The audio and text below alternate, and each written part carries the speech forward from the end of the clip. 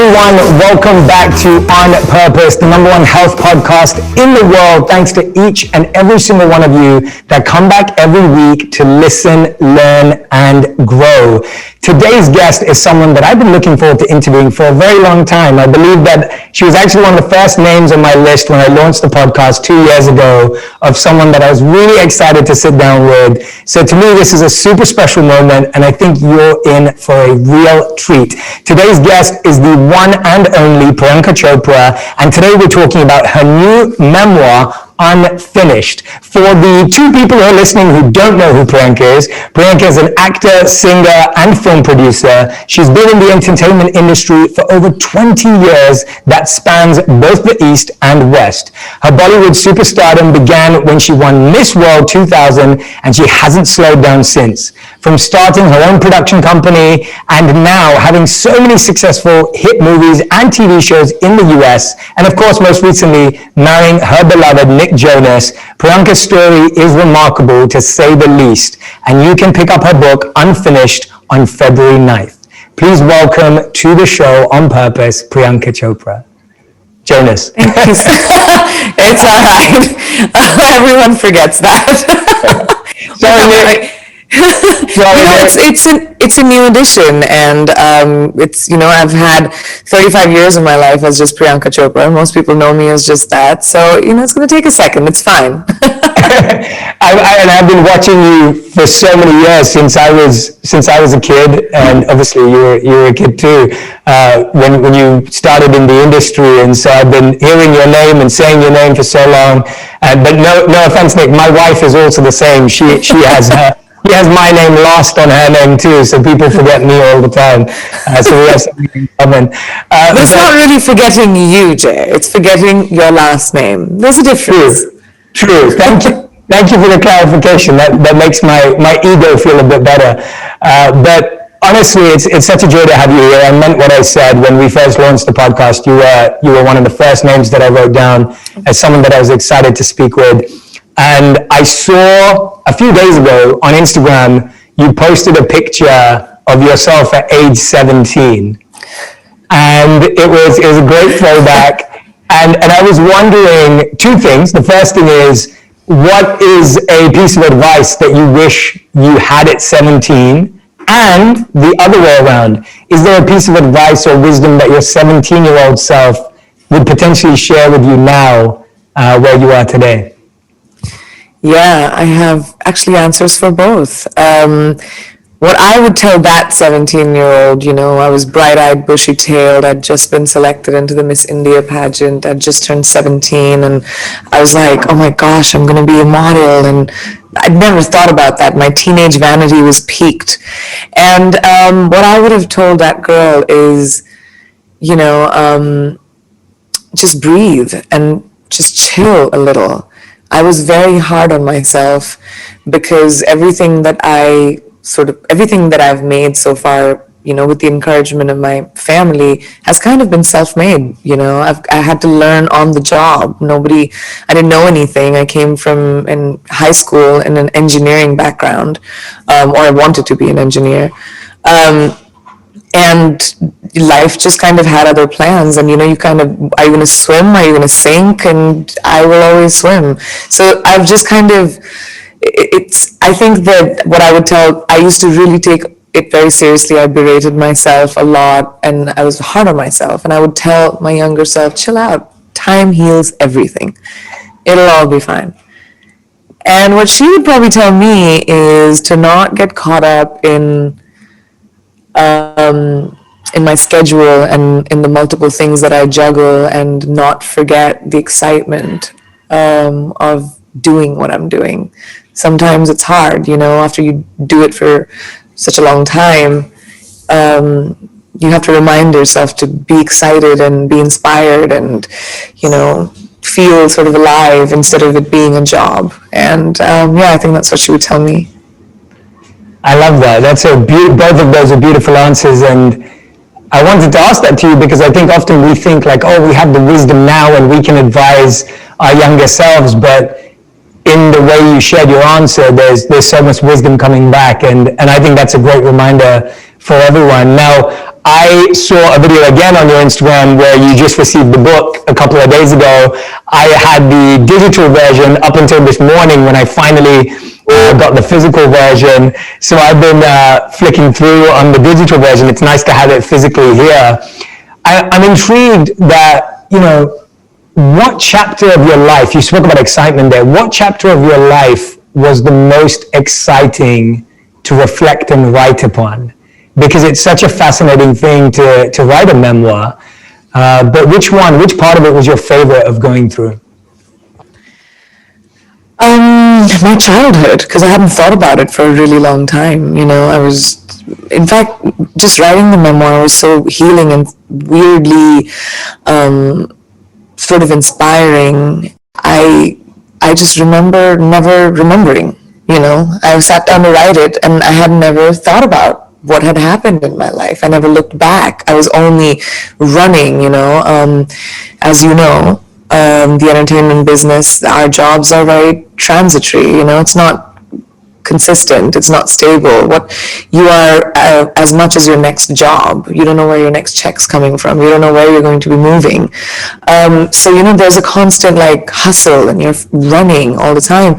And I just never looked. And when I started writing the book, I was forced to look. And I was very excited to write about my childhood because I could taste it. I could smell it. I remember those mogra flowers, the Rat Ki Rani that used to be in all the army barracks. I remember, the feeling of the cold walls. They used to always be white. The garden, my bike, moving to a new city every 2 years. It was such a time of adventure for me and a time of sort of unlimited possibilities, and I was raised with that. My parents always made me feel like the world is my oyster, I can go anywhere I want. And that was such a time of wonder, Yeah, well, it's beautiful that you have such strong, vivid memories, and it sounds like, and I'm thinking about our audience that's listening and watching, or will listen and watch this afterwards, it sounds like everyone needs to revisit their childhood or remember and write a memoir. Even if it's not a memoir that gets published and goes out to the world, it almost feels like reflecting is really important. What helped you? Were you speaking to friends from back then, or were you speaking to your, who are you connecting with to reignite some of those memories? Oh, everyone in the memories. I called my mom, my brother, my cousins who I grew up with, friends from the time. I corroborated the stories because memory is a weird thing, I remember it a certain way, somebody else remembers it a certain way. And there was this one story I remember. I was kicked out of MoMA for touching a painting when I was 15, 16 or something. And I remember that day being wonderful because we went to the Statue of Liberty after, and we got hot dogs and we were walking around New York City, and I remember it being like, oh, I touched a painting that's so cool that I touched. I think it was a Starry Night, and my cousins who were with me remember the day completely differently. They were tortured, embarrassed. My cousin was an art student. She was like, you got me kicked out of MoMA, and I was like, wow, I didn't remember that at all. Well, that's brilliant. Was that your rebellious side, or was that a mistake? I was just curious. I feel like rules sometimes, and trust me, I'm in a public profession, I have to follow them. But, sometimes we conform to rules that just sort of stop our ability to grow. And unless it's hurting someone or something, which by touching Starry Night, I probably was hurting the painting. But at that time, I didn't know. Well, the value of the painting just went up. It just went up. But otherwise I think you've got to sometimes, you have to push the envelope. Yeah. There's been too many generations that have been defined by what people think, we can achieve, or, limitations that have been imposed because of, people not being able to think or dream big enough. And I think it's every generation's responsibility to show the endless possibilities to the next. Yeah, you've definitely done that. I mean, you're constantly breaking rules in your career and your journey, starting from touching that painting at MoMA all the way through today. But was that an energy and a mindset that you believe you had at that young age? Or is that something you think you gradually developed? Where did that confidence come from? Because when I hear you say it today, it comes with confidence. Obviously, it comes with having done it. And I think there are a lot of people out there who may feel that way, but they then also feel insecure that are they the right person to do that? Do they have permission to do that? There's something that then still holds them back. What was it for you that allowed you to go all the way? Well, two things. My parents, for sure. I grew up in an environment where I was not shamed for my ideas. At 12 years old, I told my parents I wanted to live in America with my aunt, and, my parents were like, bye, peace, it was fine. We had a logical pro and con conversation. I was raised sort of to have opinions, even if the room was hostile. So I think that really gave me a sense of self, and I think it's really important in parenting for us to treat our children like they're developing their own minds, because that's so important for them to have a sense of self and feel like, they're not robots, but they're actually thinking and they have a say in their decisions. It really lends for adults being able to have a sense of confidence. And second, to really understand and accept that confidence is not something you always need. You don't, so put it in a backpack. It's okay. Give it a break. Let it be in your purse, let it be in your wallet, let it chill for a second. Feel insecure, feel like scared, feel afraid, feel vulnerable. But when you need the confidence and you walk into that room, you'll have it. Because you didn't keep using it. You didn't need to constantly have a, cover of or sort of like a uniform of confidence. You don't have to always show confidence. You don't have to exude confidence. You don't. You just have to pull it out when you need it. And then when it's in the reserve, it's so much more powerful because you're allowing yourself to be all the things. I feel insecure. I'm terrified that this book is coming out. It's the first time I've ever written, and I've never been so personal in my whole life. I've been a public person for 20 years, never scratched beneath the surface. I've gotten away with sharing whatever I wanted to share about my life and not more, My story is, people think they know it, but they really don't. And I've managed that for 20 years. But I think I, now on the other side of 35, was feeling a sense of confidence and a sense of self in my capabilities, in what I bring to the table. It only took 20 years for me to get there, but I got there. And I think all those insecurities that I address in my book don't scare me that much anymore, as they did at that time. They worried me, and I was like, I don't want to talk about it. Nobody needs to know about my life, and but now I'm at a place where I'm just like, well, it's still on my terms, and I'm hoping that people maybe get to know me a little bit more than a fashion meme or a headline or something like that.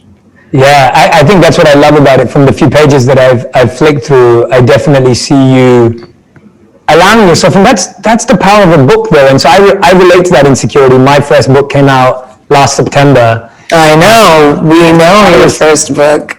I was so, oh, that's awesome. I'm so glad you have it. I was so nervous. So I know what you mean by that. And especially for you at this stage in your career, of yours is a memoir. Mine had part stories. It wasn't a memoir. So I can only imagine. But I see you doing that. And books are so powerful for that. And that's why I really hope everyone who's listening and watching right now, if you're enjoying this conversation, go and pick up the book, because I do think that media, the news, the short meme, the clip, it portrays such a limited view of someone like yourself. And it's a superficial view, really. Yes. And it's okay. It's a choice. Also, I want for people to consume only a part of me. I want to be able to preserve my humanity, my family, my life, my opinions. I may have chosen a public profession, but I'm not an elected official. I don't owe an explanation to anyone for the choices that I make. You know, I'm here to create work. I'm doing a job just like everybody else. Mine happens to be in entertainment, and it happens to have a lot of cameras on my face. It's fine. You know, I made that deal with the devil. So I've kind of made peace with the fact that I prefer it being from a distance. But at the same time, I think now I've been a public person for more than half my life. It's my normal. And only now have I reached a point where I'm allowing the walls to sort of fall down and letting whoever wants to know me get to know me as the person that I am. Before that, I was very protective of who I was, because maybe I was insecure about who I was, or I still didn't have a sense of self. I don't know. But I think in the journey of life, I've reached a place where, you know, I'm good with who I am. Yeah. So that's wonderful to hear, by the way, and I can feel it off your energy. What's the part of yourself in this book that you share that you think most people are going to be surprised by, where you think that people may just be like, what? Like, and I'm sure there's many, but what's something that stands out? There are a few, which I think people may be surprised by, that I was vulnerable enough to discuss. And I think my failures, my struggles, rejections, sadnesses that people have never seen. I always wear a brave front. Most women in, like, you know, tough jobs have to always have like a little bit more of a stronger front to be taken seriously. I built that very early.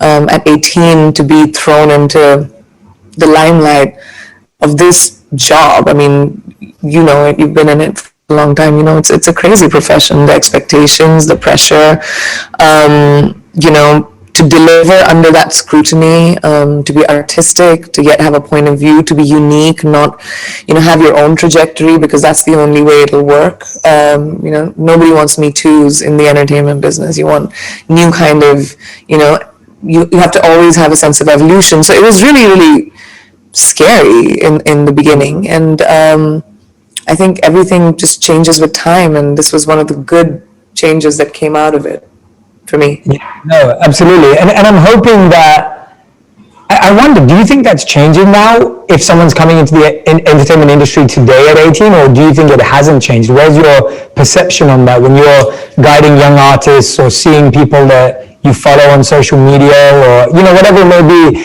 Are you feeling it's changing? Has it improved, or no? The pressure, you mean? Not the pressure, more the, like you were saying, like when you came into the industry, you had to put on a brave front, you had to wear that face. It was the only way to survive. Do you feel it's the same now for young talent as well?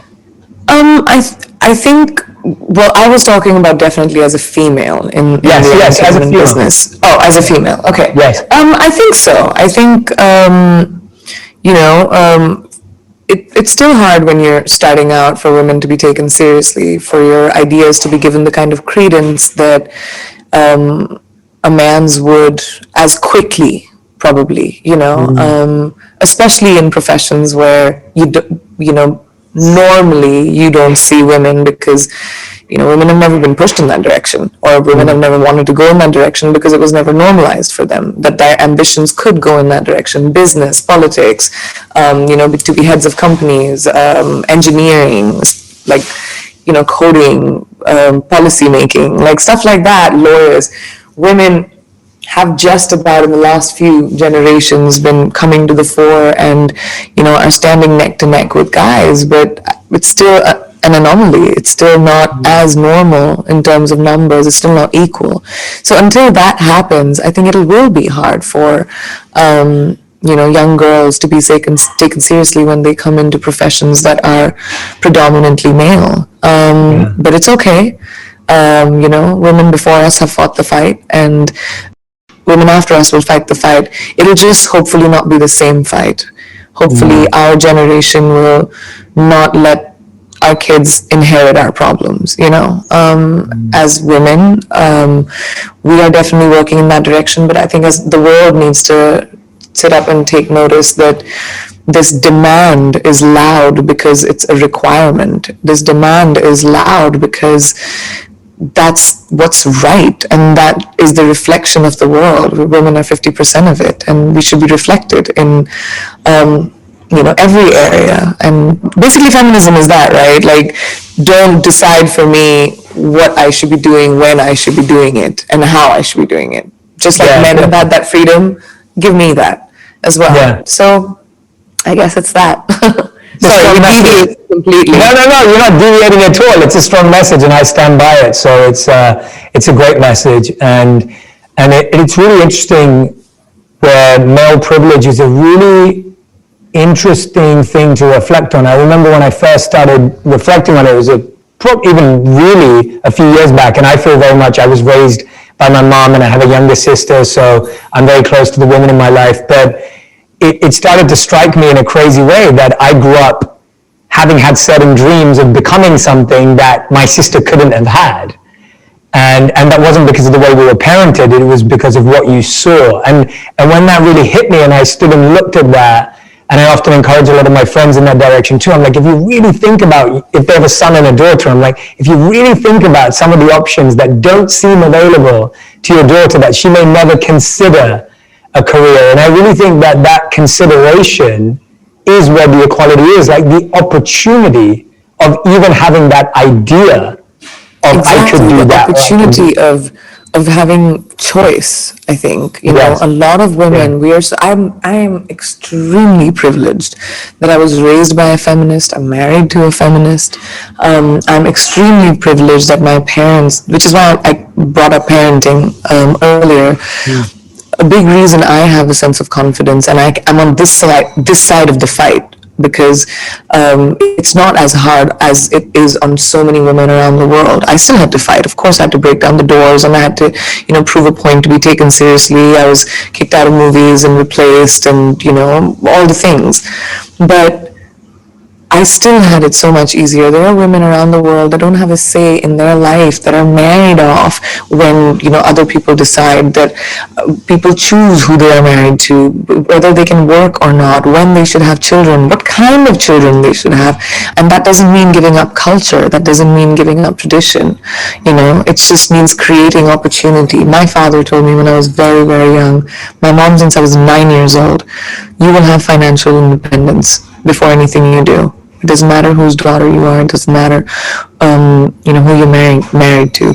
You stand on your own feet, and there's such a power to that. To having, to be raised by parents who put that in my head. So I was ambitious from 12 years old. I decided every year what I wanted to be, and it changed every year.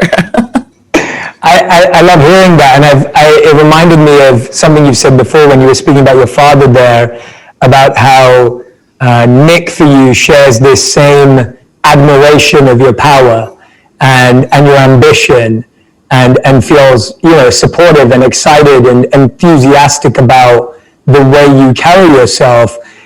Tell us a bit about how I feel like that's such an important thing for both anyone in a relationship, to feel like their partner is inspired by their values, their beliefs, and their dreams. What has it felt like in the past where you feel like you haven't had that? And if someone who's listening or watching is feeling like maybe I don't have that, how do you think someone can navigate that, or to ultimately attract the partner that does have that? What's that journey like? Because I think a lot of people feel like they're with someone who may not understand or get their dreams, especially when they're starting out. Then it's the wrong person for you. And if you have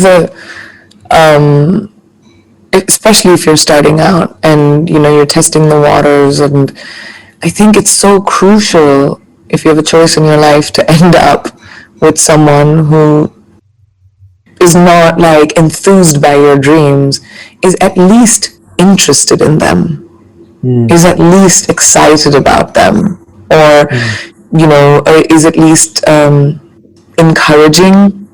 Like that's exciting.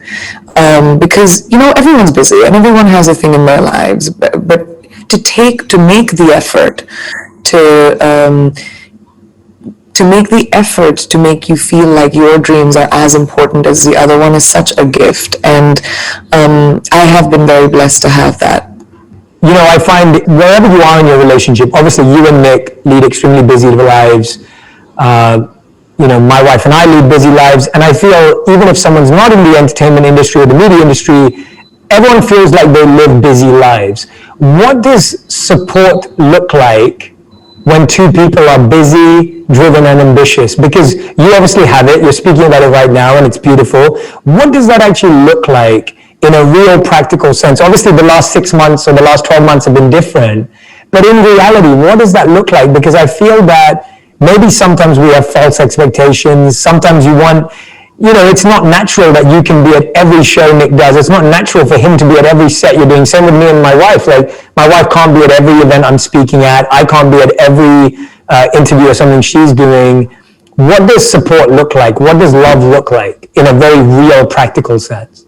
I think when it comes to support specifically, I think giving the other person this space to do what they're doing is very important without, you know, them feeling like, oh my, like, for example, I'm here in London for a year right now, and Nick is filming in LA, and I can't travel. But before the holidays, he made sure he was here for 2 months to settle me in, you know, to make sure that the house was all set up and everything was sorted and we were together for the holidays. That's because he was free at the end of the month.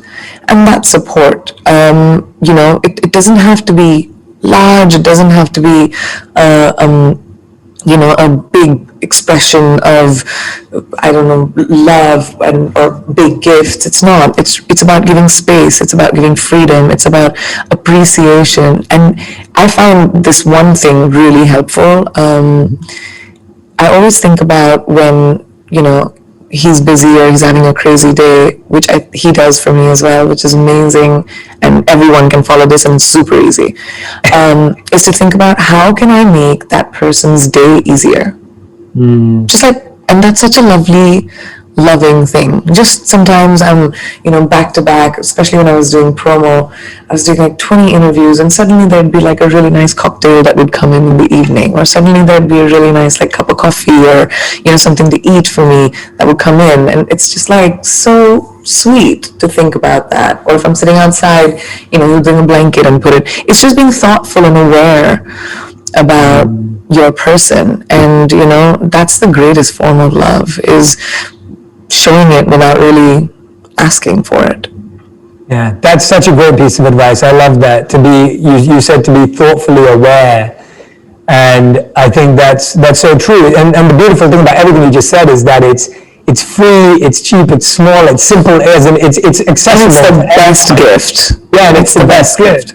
Yeah, when you feel like someone's in tune with you and your emotions and how you feel, how you might be tired or how you might be sleepy or how you might be cold, like those small things when you feel someone's aware. And I love that piece of advice. I think it's something that everyone's definitely learned more about in the pandemic, where we're exposed to each other.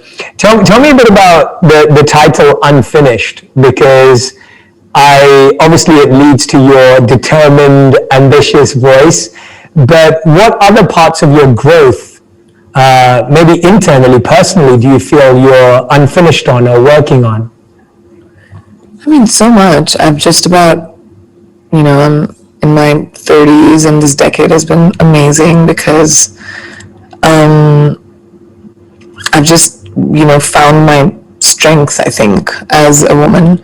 And what I'm looking forward to going forward is I'm very nascent in my career in America right now. It's just been 5 years since I've started working here. I just about have done my first, you know, leading feature film. I've just about done my first dramatic part here. I want to be able to build, you know, the kind of career that I had the good fortune of building in another amazing industry in India. I've done such a variety of roles there, worked with the best filmmakers, best actors. I want to be able to have that experience here, so that I'm like, my artistic side, now that I've started on this journey in this part of the world, is peaked to be able to do that as well. As a producer, I want to be able to create a lot more South Asian content in Hollywood. I didn't see enough parts for myself. I didn't see enough of it on TV. And considering how large the South Asian population is in around the world and how English speaking we are, English language entertainment should be reflecting that. So I want to be able to tell stories in India as well and as here. I want to build as an entrepreneur. It's something I didn't do, up until now, because I was building my acting career so much. So, founding my own brand, investing in tech, I find that really fascinating. My philanthropy, I want to be able to set up my foundation really well. My work with UNICEF. I've just about moved into our new house after almost 10 to 15 years of living in rentals or hotel rooms, because I always just kept moving. I was so nomadic. I'm looking forward to, watching the trees grow in my garden. I love that. Watching trees grow is great. I love that. Yeah. That's brilliant. Hearing you say that, I love hearing you talk about the South Asian storytelling. Like, obviously that relates very strongly to me and my roots growing up in London as well, where I think we have an incredibly strong South Asian community, where you are right now, where I was born and raised. And I definitely felt this, lack of representation, lack of the ability to dream. Lack of opportunity to dream in a certain way. And, my career has been totally random, but I'm doing something today that I would never have imagined even knowing it existed. But see, even that, you and I, two South Asians sitting in these boxes and talking about the fact that the careers that we're thriving in, that we have worked so hard to make, was never in our minds, was never a possibility. But I would have never dreamed about it because it wasn't in my realm of dreaming. But that's not how it should be. Considering we're 1/5 of the world's population. We're huge. We're everywhere. Okay. And I think, and it shouldn't be so hard for me to, come into an industry and say, I want an opportunity. And for people to be like, oh, well, we're going to have to create that now, won't we? Why? We've existed for a really long time.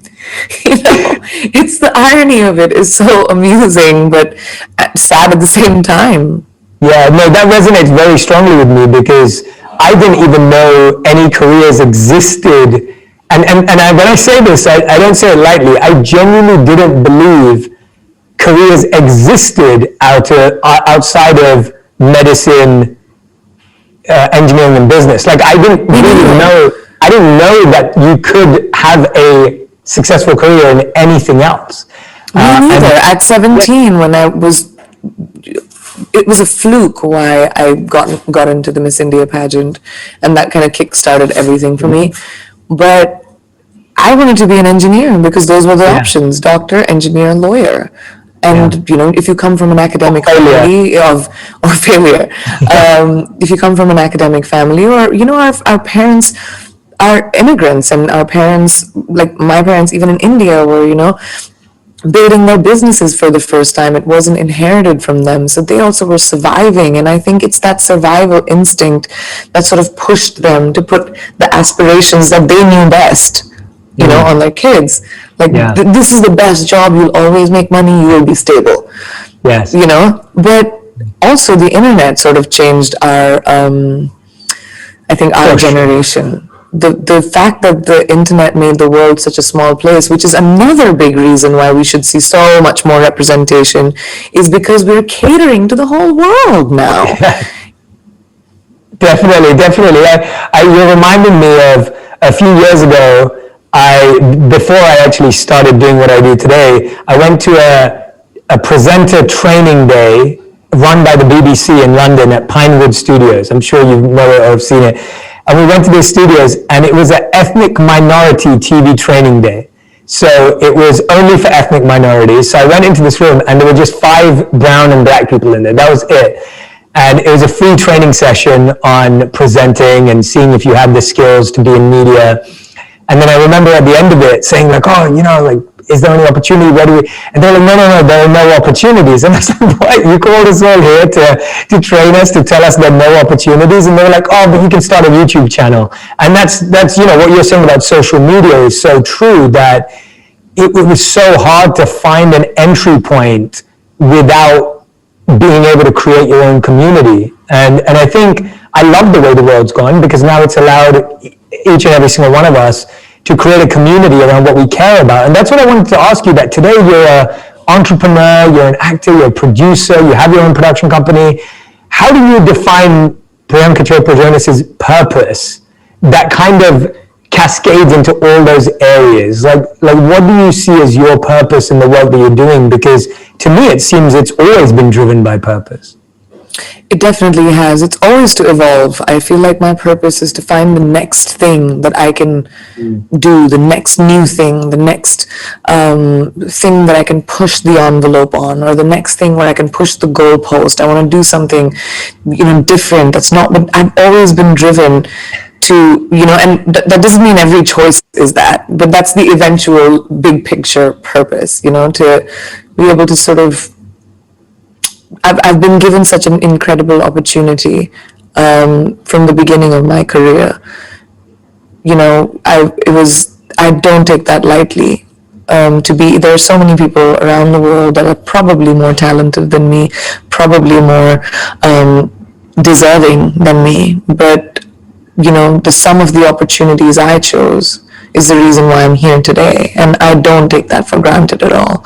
And that's my purpose, is to make sure that every single day is spent with a pursuit of excellence in every single choice that I make.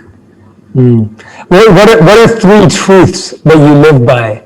If you had to define three things that you always live by, that you don't negotiate with, that guide your decisions and guide your life when you're looking at those projects. As you said, you always want to find that next thing that you're going to break through, and that you don't want to be scared of trying new things. What are some of those? If it resonates with me, like if I read something and I'm moved by it, like The White Tiger, for example, I'd read the book, and it really, some books you just remember always because they were such a vivid journey, and The White Tiger was one of those for me. It was such a vivid journey, and when I read that it was being adapted, I chased it. I went after it, and I was like, I need to do this. I need to be a part of it, because it moved me. It was a story that I feel like needs to be told. It's topical, it's entertaining, it's based on a universal theme of the haves and the have-nots, that exist everywhere. So I think that I feel is my purpose, to be able to be moved by the things that I choose to align with, and I think also for it to be a growth for me, for it to be taking me to the next step. I don't like to stay in the same place for a very long time, do the same kind of thing for a very long time. I want to go to the next thing. What is better? And my job sort of lends me to be able to do that, because it's very transitory. There's no, you don't know where your next job is or where your next check comes from or anything, right? Yeah. So it allows me to pick and choose what I think is the next step. But those two things are very important, I think. Those are great truths. And I think they come across in your book when you kind of see, how has this person had 10 careers, and in a good way, in a strong sense of being able to find that. And I wonder, obviously, you've played so many roles and studied so many characters in your life. Was writing this book almost like studying your own self as a character in terms of the role you played? So the reflection of this book is sort of me now, talking to my younger me growing up. So I comment on myself and stuff. I'm like, come on, don't do note to self. I have a lot of notes to self in the book. So sort of a commentary on that. But I think I wasn't examining myself as a character, because I think I was sort of going along with my journey all over again. I was experiencing my journey all over again. I didn't have to create anything. I just had to remember it as vividly as I could. And I don't know, I hope I got everything right. I've tried to, but memory is a funny thing. And I experienced it. So it was almost like, when you're in a train and you're looking outside and, the world is sort of moving by, or in a car, you're looking outside and the world is moving by. That's how I felt when I was writing the book. Yeah, you shared this beautiful quote in chapter 8 that really stuck with me. I've never read this one before, and I absolutely love discovering writers and thoughts. So thank you for introducing me to this. It says, it's from Letters to a Young Poet, and it says, "Be patient toward all that is unsolved in your heart, and try to love the questions themselves like locked rooms and like books that are written in a very foreign tongue." And I thought the selection of that quote, it really spoke to me. How do you balance your drive and what's next with that with that patience and with that approach? Because often it can feel like, it's like you're trying to find that next thing, trying to grow and evolve, but you're also beautifully speaking about patience.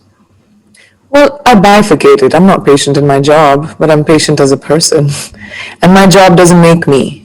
It's not, my job is not my whole, and this is again something I didn't know earlier. I've grown into understanding this. My younger self probably wouldn't. My 20s, I didn't know this, but I've bifurcated very clearly. My professional life is my professional life. My personal life is my personal life. They meet in the middle sometimes because I'm a public person, but I still have an immense part of me that's not for public consumption, and it's not for anyone else but me. So that side of me is patient. That side of me has become,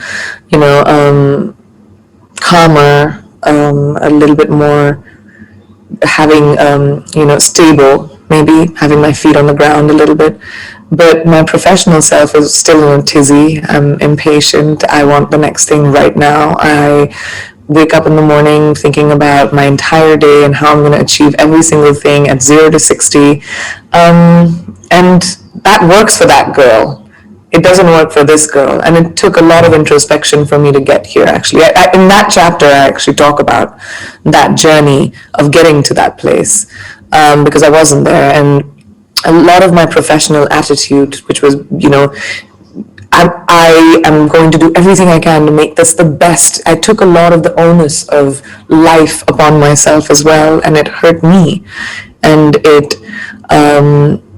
and I didn't need to take the responsibility of life. Life happens, and we've kind of got to navigate it every single day and, live it for being on the right side of the truth and being a good person and, having joy in the day, because life is a gift and, it needs to be celebrated. And so my personal side of that is real chill and loves life, and but the other girl, she's crazy. That's a fantastic distinction. And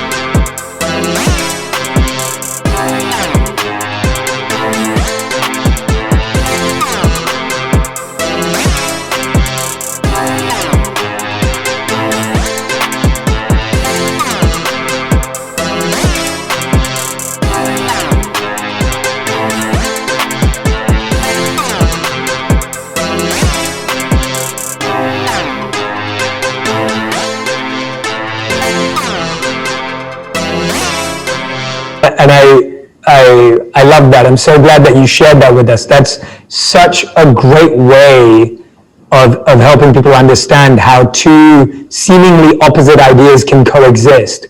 And I think we often feel like we have to choose, like you're either driven or you're calm. You're either ambitious or you're, conscious and aware. And I'm so happy you said that, because I couldn't agree more. I think it's fun letting two ideas collide and live within the same space in person. And I think it's natural as well. It is natural. Dichotomies are the most consistent things you'll see around. Nobody's one thing. No emotion is a singular emotion. You are at any given moment, and that's an actor thing, I guess. When you're playing a character, you have to think about everything that character is playing. You can't just be like, oh, this is an angry scene, I'm going to just be angry and yell my eyes out, yell my whatever throat out.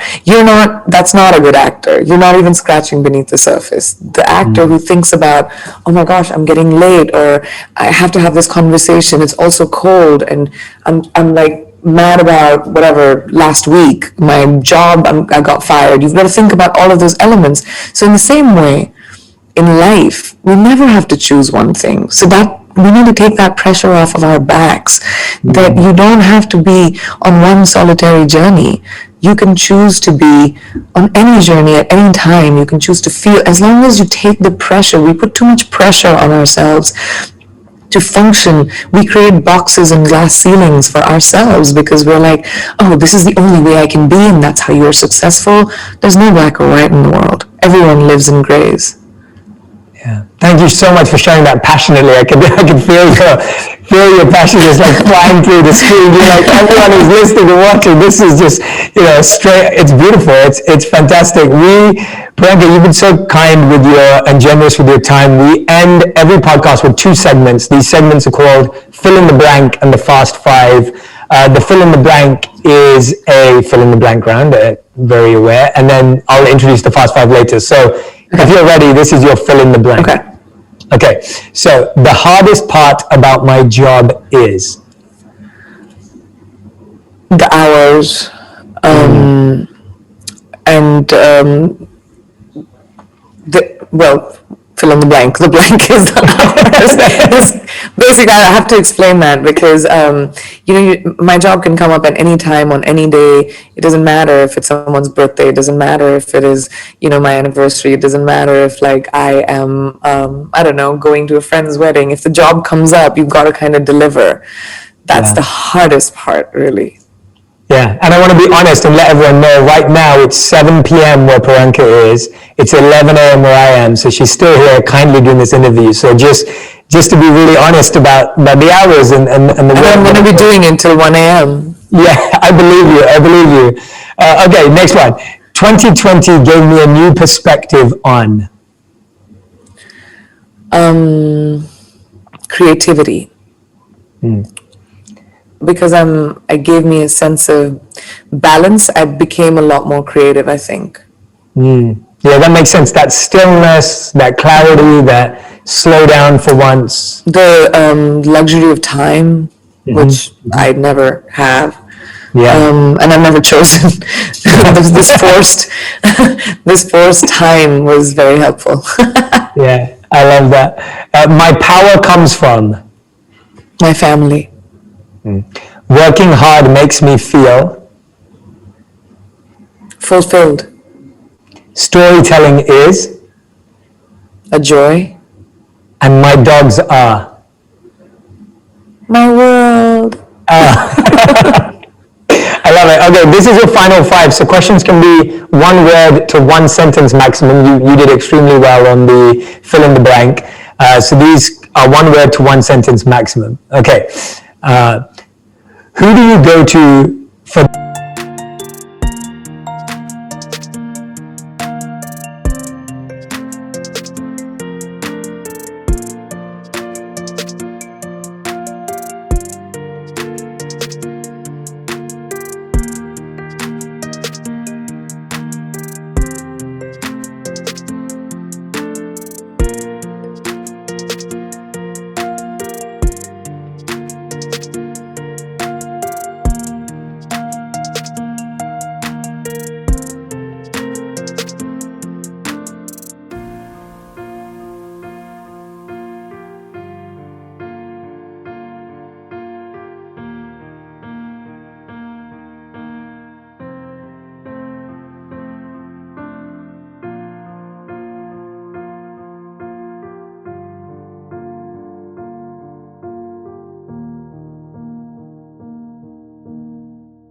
Their opinion about your work?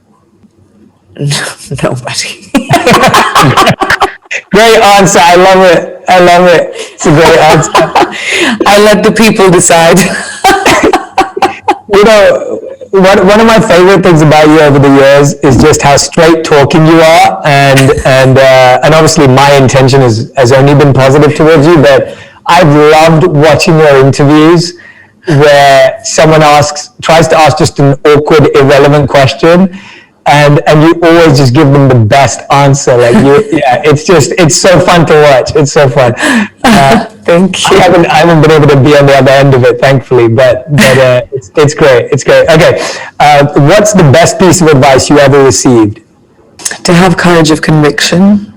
My mom said that to me, and when I was very young, she said, if you're going to tell the truth or if you're going to tell a lie, just know that, whatever you do, you have to stand by it. The good, the bad, the ugly. It's all yours. Wonderful. What's the worst advice you've ever received? I don't retain bad advice.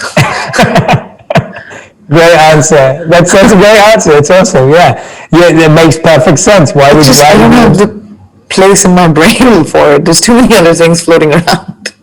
I love it.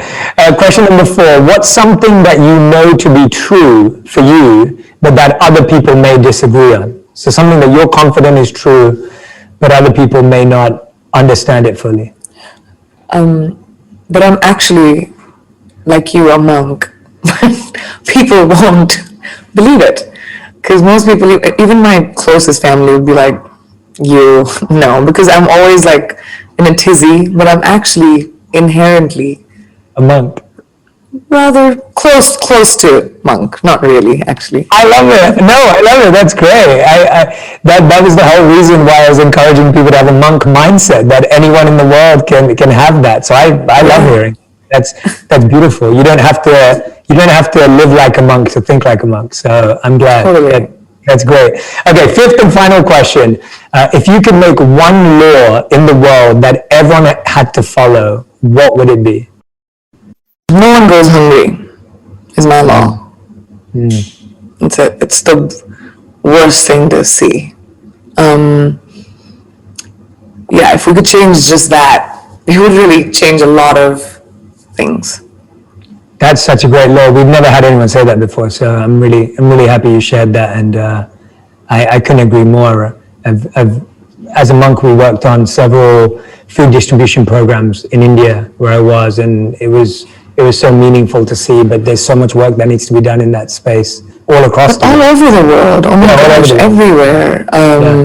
That's like such a basic right and need for a human being to just live. And I've done, obviously coming from having grown up in India, but also I've worked with kids around the world with UNICEF, and it's like, that's gotta change. A hungry child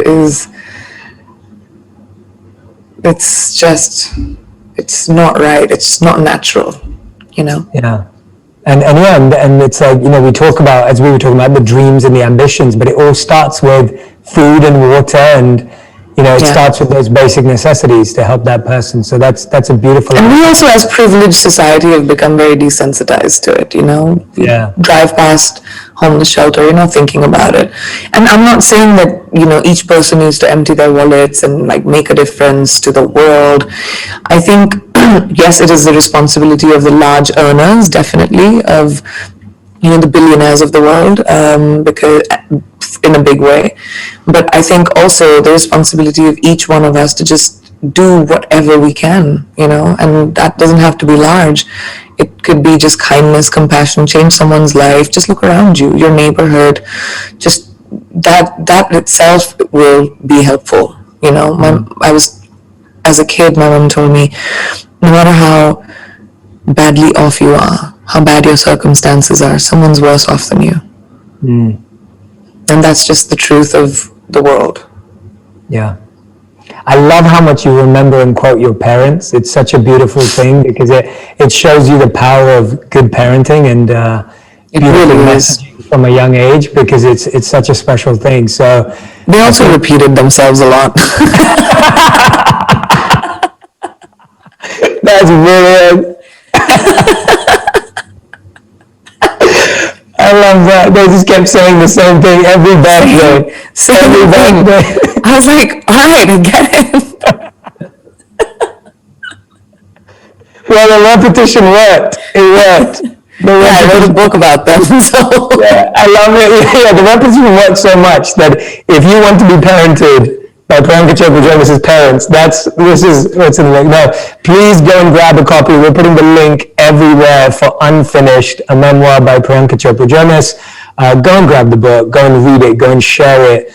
Read it together. Start a book club around it. We're going to make this one of our book club picks for the On Purpose community. So I'll be sharing that with all of you and all the notes as I'm reading through it. Recommend that you do the same. Priyanka, I'm so grateful for your time, your generous time, for staying up with us. I know you've got lots more of these to do. And I look forward to meeting you very soon. So thank you so much. Thank you. Is there anything you want to share? I was going to say this was so nice, Jay. It was such a lovely conversation. I always knew it was going to be, but you're just insightful, and I can see why you do what you do so well, and more power to you. Keep pushing it. Thank you so much, Priyanka. Such a pleasure, and all the best.